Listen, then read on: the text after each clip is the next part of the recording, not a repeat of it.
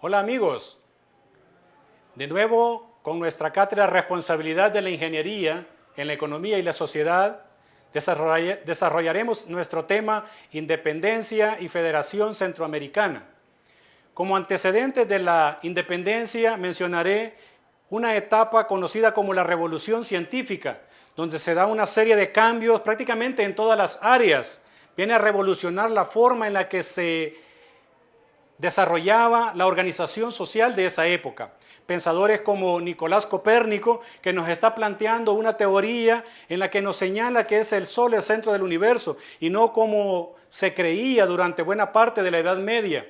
Galileo Galilei, por su parte, con la ayuda del telescopio, vendría a corroborar esta teoría de Copérnico.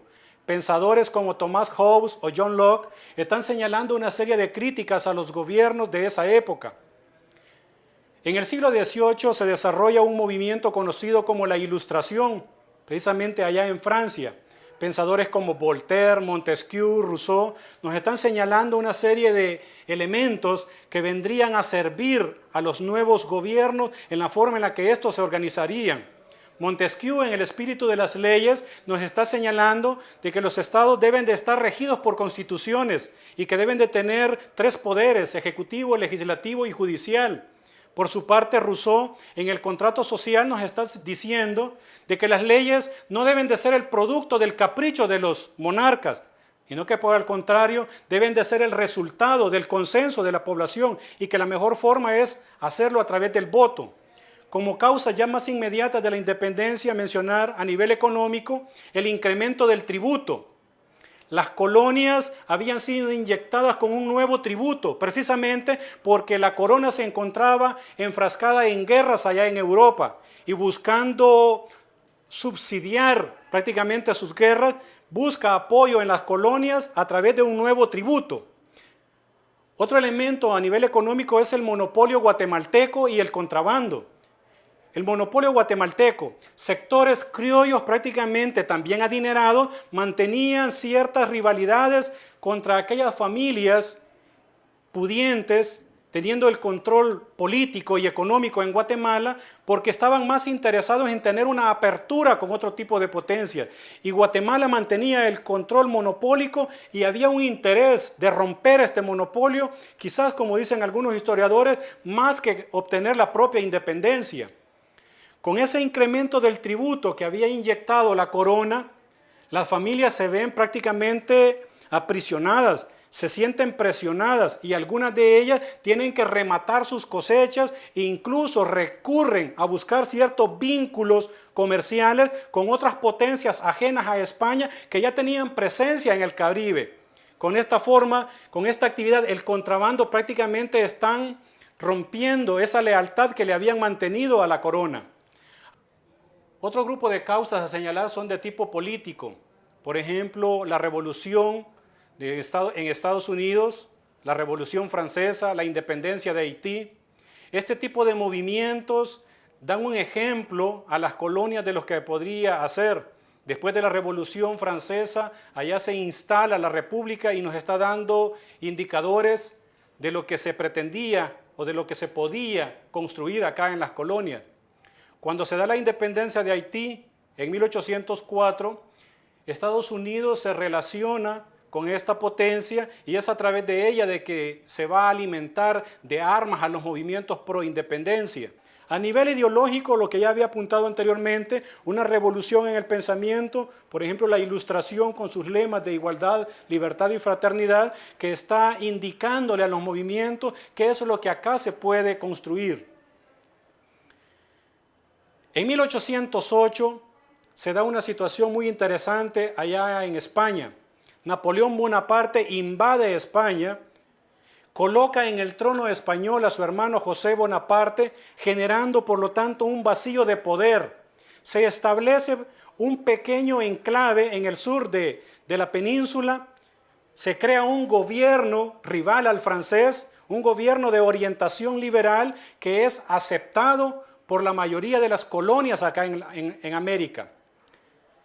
A este congreso que se forma allá en Cádiz se le permite de que las colonias envíen representantes. se crea una constitución en 1812 de orientación liberal. Esta constitución estaría señalando nuevas libertades, nuevos derechos aquí a Latinoamérica, y estaría prácticamente abriendo una condición coyuntural favorable para la independencia.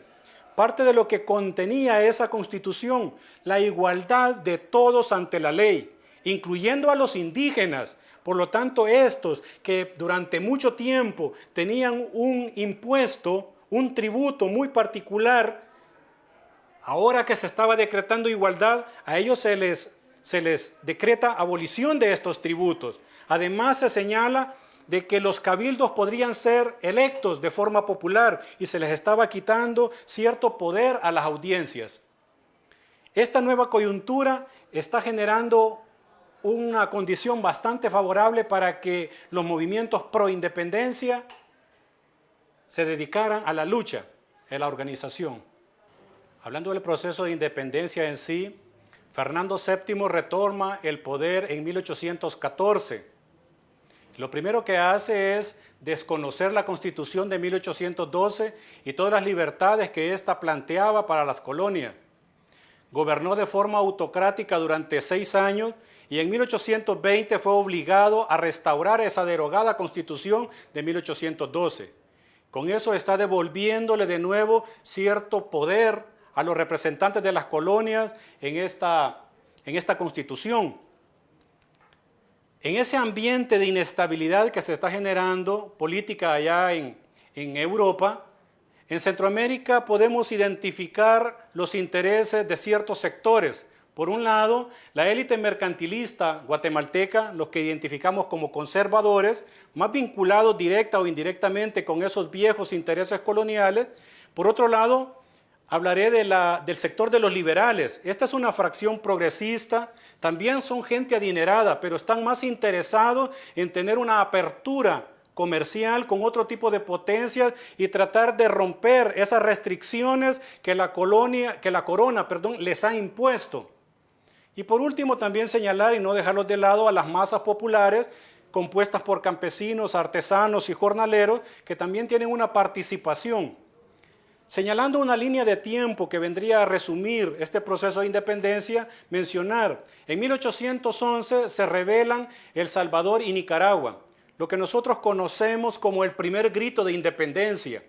Se está dando una muestra de ese deseo de romper esas viejas ataduras, pero este movimiento sería prontamente controlado. En 1814 se da una segunda conspiración en San Salvador, lo que también conocemos como el segundo grito de independencia. En 1813 a 1817 hay un periodo en el que el presidente de la audiencia, José de Bustamante, implementa una serie de medidas coercitivas bastante fuertes de persecución para tratar de controlar a todos aquellos sectores que se habían estado manifestando en contra de la corona. En 1820 se da lo que se conoce la rebelión de Riego. El coronel Rafael de Riego se rebela allá en España, se niega a venir a luchar contra las fuerzas de Bolívar en Sudamérica. Esto, por supuesto, causó gran consternación en México y en Guatemala, especialmente en aquellos sectores que veían peligrar su posición privilegiada, aquellos que se beneficiaban del comercio, por supuesto, el sector conservador. El movimiento independentista cobró vigor al debilitarse, por supuesto, el poder del rey allá en España. Se están dando una serie de hechos acá en América, por ejemplo, en Sudamérica, Simón Bolívar está teniendo triunfos. En México, por su parte, en febrero de 1821, Agustín de Iturbide, que es un general del ejército monárquico, que ha venido luchando en contra del movimiento pro independencia en México desde 1810, proclama el plan de Iguala y declara la independencia de México. Y hace una invitación prácticamente para que el resto de Centroamérica se sume a este plan. En Guatemala, en marzo de 1821, ha llegado un nuevo presidente a la audiencia, Gavino Gainza, y aunque este inicialmente se proclamaba en contra de la independencia, ante esta situación que se está dando coyunturalmente, precisamente cuando se reciben escritos de Ciudad Real y Tuxtla proclamando su adhesión al Plan de Iguala, las autoridades guatemaltecas se encuentran en una encrucijada. ¿Y ahora qué hacer? Si estas ciudades, Tuxtla y Real, son parte de la audiencia y ellas independientemente o unilateralmente están declarando su independencia. Ante esa situación no tienen más que convocar a una reunión el 15 de septiembre de 1821. Sería interesante conocer a detalle el contenido de esta acta del 15 de septiembre.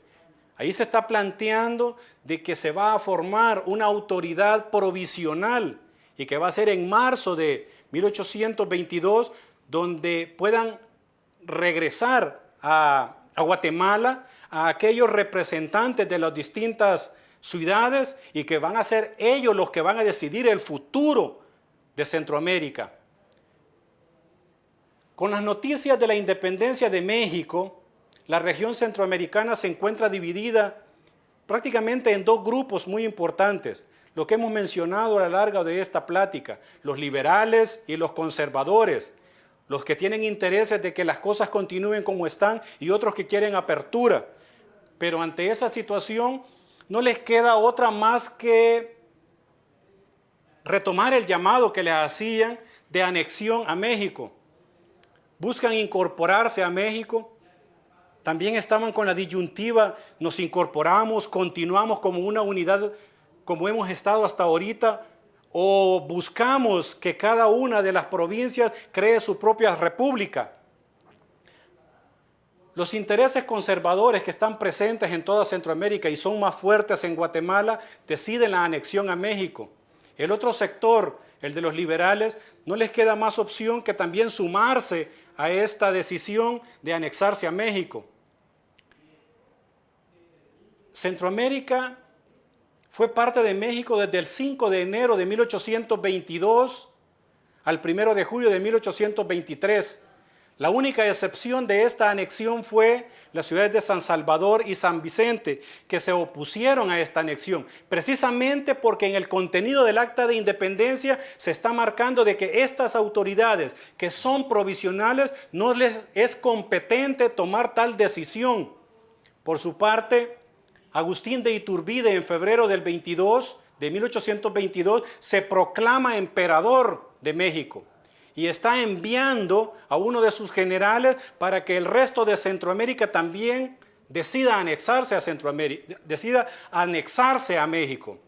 Iturbide, hay que señalarlo, tuvo un periodo relativamente corto, un poquito más de un año, porque en 1823, en febrero, sería derrocado.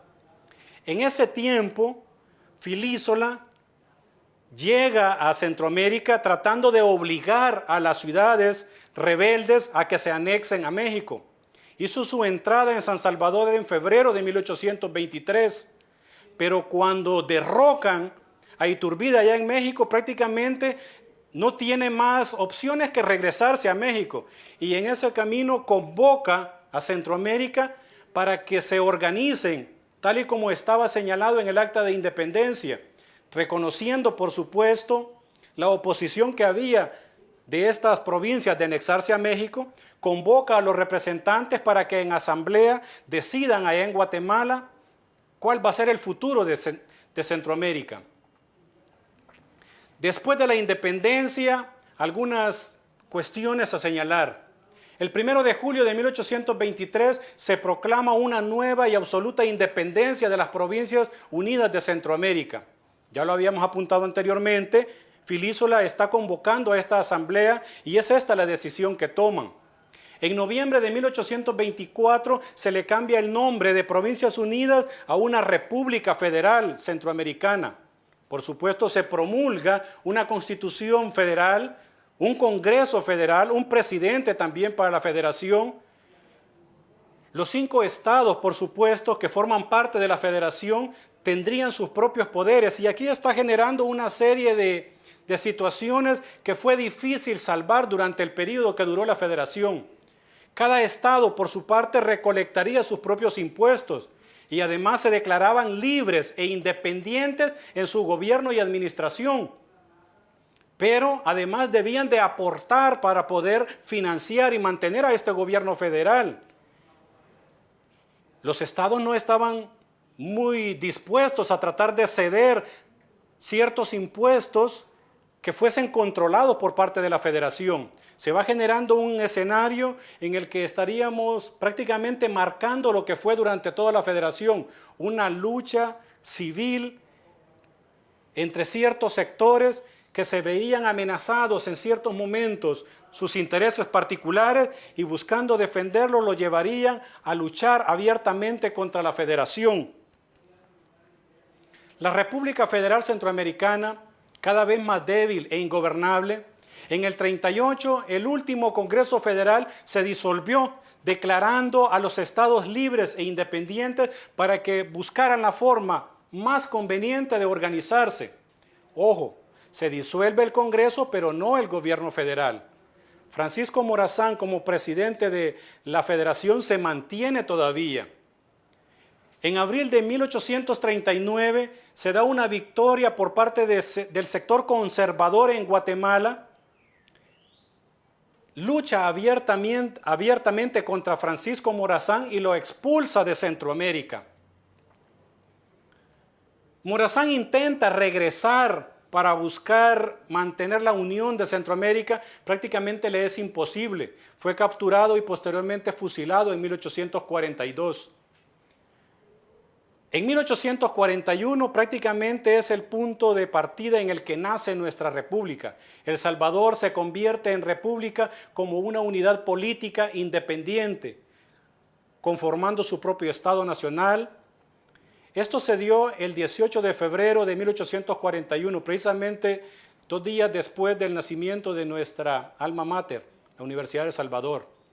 Y por último, algo que resume lo que ha caracterizado todo el periodo de la federación y posterior a la federación, es que de 1821 hasta 1871 prácticamente en esta región se vive una guerra civil, una serie de invasiones, una serie de luchas entre liberales y conservadores, precisamente